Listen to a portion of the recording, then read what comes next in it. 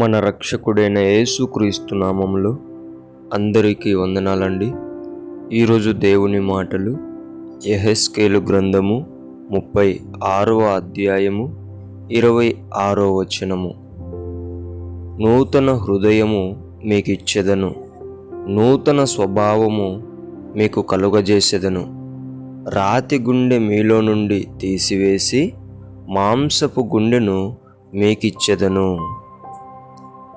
ప్రియమైన దేవుని బిడ్డలారా, మనమందరము కూడా మన తండ్రి అయిన దేవుణ్ణి మనం మరిచిపోయి లోకంలో కలిసిపోయి మన హృదయాన్ని చెరిపివేసుకున్నాం. హృదయం చెరిపివేసుకున్న తర్వాత మన స్వభావం చెడిపోయింది.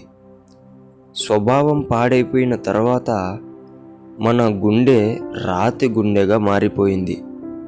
అందుకే దేవుని బిడ్డలారా, దేవుడు చెప్తూ ఉంటున్నాడు, నూతన హృదయం దేవుడిస్తా అంటున్నాడు. దేవుణ్ణి అడుగు, ప్రభువా నాకు నూతన హృదయమును దయచేయండి అని. ఎప్పుడైతే నూతన హృదయం దేవుడు నీకు ఇస్తాడో, నీవు నూతనంగా మార్చబడతావో, అప్పుడు నీ చెడిపోయిన స్వభావము కూడా మంచి స్వభావం, నూతన స్వభావం నీకు కలుగుతుంది. నూతన హృదయం కలిగిన తర్వాత నీ స్వభావం మారిపోతుంది. అలాగుననే నీ స్వభావం మంచిగా మారిన తర్వాత నీ రాతి గుండె కూడా మాంసపు గుండెలాగా దేవుడు తయారు చేస్తాడు. అప్పుడు నువ్వు చేసే ప్రతి ప్రార్థనకు జవాబు వస్తుంది. నువ్వు ఆరాధించే ప్రతి ఆరాధనలో శక్తి పొందుకుంటావు. నీవు ఏమి చేసినా సమాధానముగా, ప్రేమగా, శాంతిగా ఉండగలుగుతావు.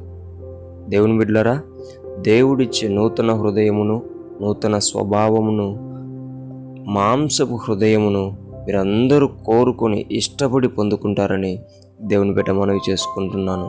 దేవుడి మాటలను దీవించునుగాక. ప్రార్థించుకుందాం. యేసయ్యా, మీకు వందనాలు, స్తోత్రాలు ప్రభువా. మా హృదయమును నాన్న తండ్రి నీకు దూరం చేసుకొని చెరిపివేసుకున్నాం నాయన. మా స్వభావం మార్చుకున్నాం ప్రభువా. మా గుండెను రాతి గుండెలాగా చేసుకొని ఈరోజు నీకు మొర్ర పెట్టలేని వారిగా నీకు దూరంగా ఉంటున్నాం ప్రభువా. మమ్మల్ని గమనించి మమ్మల్ని గుర్తించి నాయన ఈరోజు నూతన హృదయం ఇస్తానందుకు నీకు వందనాలయ్యా. నూతన స్వభావం ఇస్తానందుకు నీకు వందనాలయ్యా. మాంసపు హృదయమును మాకు ఇస్తానందుకు మీకు వందనాలయ్యా. మాకు ఇవ్వమని యేసు నామములో నిన్ను అడుగుతూ ప్రార్థిస్తున్నాం తండ్రి. ఆమేన్.